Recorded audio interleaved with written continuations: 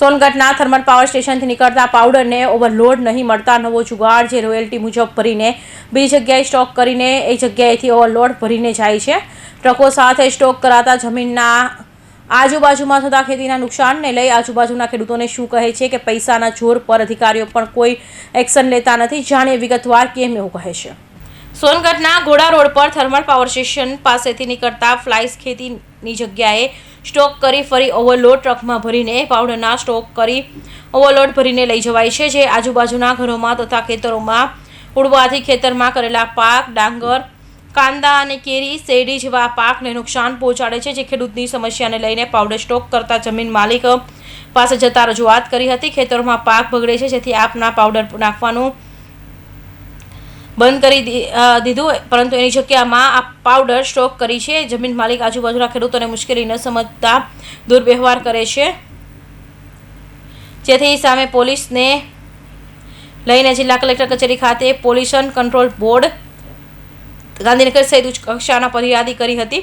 તેમ છતાં અધિકારીઓનું સૂચક મૌન રહેવા પામ્યું હતું। નામ? નીતિનભાઈ મગરભાઈ ગામી।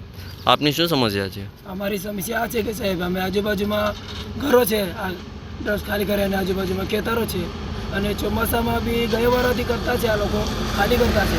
ચોમાસામાં પાણી આગે નીકળી જાય છે, અઠિયાળામાં બધું જામ થઈ ગયેલું છે। જોવા જાય તો કંઈ નહીં, ખાલી કરો સાફ કરો, કંઈ સાફ નથી કરતા આ લોકો। આપણી ખેતીનું શું નુકસાન થાય છે? આ બધું ઉડે છે ને સાહેબ, આ ડસ્ટ આવતો નથી ને ઘરોમાં બી અમારું ખાવાનું બધું બગડે છે। સાફાઈમાં બધું કંઈ સાફ કર્યું નથી, 2 દાડાની આ લોકોની મુદત આપેલી, આ લોકોને કંઈ સાફ કર્યું નથી। આપણે કોઈ અરજી કરી છે? અરજી આ આજુબાજુના ખેતરવાળાએ, આ બોડીપડાના જે છે બહુ ભાઈઓ લોકોએ 3-4 અરજી બહુ આપેલી છે, કલેક્ટર દિલ્હી, ગાંધીનગરથી આપેલી છે, તો બી આવી તો અરજી બહુ આવેલી છે એમ કહેતા છે એ લોકો ખાલી કરવાવાળા। આ જે થર્મલનો રાખ નીકળે છે એ અહીંયા આવીને સ્ટોક કરે છે કે બીજી કોઈ જગ્યાએ પણ કરે છે? આ લોકો બીજી જગ્યાએ બી લઈ જતા છે।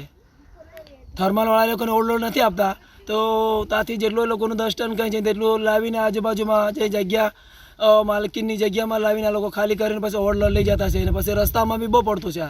આજુ પાછળ આપણે ગાડીવાળાને બી નહીં જવાય, ગમે તેમ ગાડીવાળા ચલાવતા હશે, ઉદાબાથી જોરમાં લઈ જાય, કંઈ ગાડીવાળાને બી નહીં જોઈએ, આજુબાજુમાં છોકરા જાય તેમને બી નથી જોતું। મારું નામ રિનેશભાઈ નાથુભાઈ ગામિત છે। આજે અમે અહીંયા બધા લોકો ભેગા થયા છે એના કારણે કે અમારા અહીંયા ખેતરોમાં જો નુકસાન થઈ રહ્યું છે એના બાબતમાં અમે બધા ભેગો થયા છે। આજે જેટલા બસે એટલા બધા ખેડૂતો જ છે, આજે આજુબાજુના બધા ખેતીવાળાવાળા છે બધા, જે કે અમારા ખેતરોમાં જે અહીંયા પ્રભુ રાખ જો ખાલી કરી રહ્યા છે એના લીધે અમારું ઘણું નુકસાન થયું છે। ડાંગર અમારું જ્યારે આ વખતે અમે ડાંગર કરેલું ત્યારે ચોમાસાનું પાણી આવીને અમારું આખું ડાંગરને બધું બગડાઈ ગયેલું। આ લોકોનો રાખ અમારા ખેતરમાં ગયું તો અમારા આ વખતે પાક બી પાક્યો નથી, ને અમારા ઢોરને ચારો ખાવડાવવા માટે ચારામાં બી તકલીફ પડેલી છે અમારે। એ પૂળિયા આજે અમે ભેંસને નાખી તો પૂળિયા બી ભેંસ નહીં ખાઈ શકતી। જો અમે ભાત કાઢ્યું એમાં ભાતમાં બી અમારું ઘણા કાકરા અને રાખ આવી છે, તો એ લોકોને અમારી વિનંતી છે કે અહીંથી રાખ હટાવી લે ને અમારું જમીનોને બધું નુકસાન થતું પાકને અમારું જે નુકસાન થઈ રહ્યું છે એ બાબતમાં અમારે આ વિનંતી છે કે અહીંથી અમારું આ રાખને અહીંથી બંધ કરે, ને અમારું આ વિનંતી છે કે અહીંથી અમારું આ રાખમાંથી અમને રાહત મળે, એના માટે અમારી અપીલ છે। નીતિનભાઈ મગરભાઈ ગામી। આપની શું સમસ્યા છે? હા, સમસ્યા છે સાહેબ કે આજુબાજુમાં અમારો ઘરો છે, ખેતરો છે, આ આજુબાજુમાં સ્ટોક કર્યા કરતા છે, તેમાંથી એ લોકો લોડ નથી આપતા, તો બી આજુબાજુમાં જગ્યા એ લોકો ના પાડી અમે અરજી આપેલી છે તો બી માનતા નથી, ખાલી કરીને કંઈ સાફ કર્યું નથી, ને કહેવા જાય તો ધમકી આપવાતા છે એ લોકો, તમારાથી જે થાય તે કરી લો એમ કહેતા છે। કોણ ધમકી આપે છે? આ ખાલી કરે છે આ લોકો। કોણ કરે છે? એમનું નામ ખબર છે તમને? ખાલી કરે છે તે હમણાં અરજીઓ બી આપી, અરજીઓ કલેક્ટરને અને બધાને આપી ચૂક્યા છે, પણ અધિકારી આવીને ખાલી જોઈને જતા રહ્યા છે, પણ એનો અમને કોઈ એ કરવામાં નથી આવ્યું। એટલે આ લોકોનો કોઈ પૈસાનો શું છે કે અમને સમજાતું નથી। અમારી એટલી જ વિનંતી છે કે અમારા ખેતરોને સાફ સુથરી કરી આપે અને આ રાખ અહીંથી બંધ થાય એટલું અમારી અરજી છે। તમારું નામ? શું સમસ્યા છે તમને? બધા રાનામાં ઉડે છે, આખા જતા હે તે જોર કોતા હે, અને બધા હેડી માં ત્યાં હેડી બિનાઈ નીકળી અને બધા રાખડા બહોઈ ગયા, तो भी बात इतनी भी बदी में होगी ये आखा जाते हैं तो जोर को था कई को ना लान वानगा लाख्या तो वानगा का आखे मारी जमीन से मैं कई भी करूँ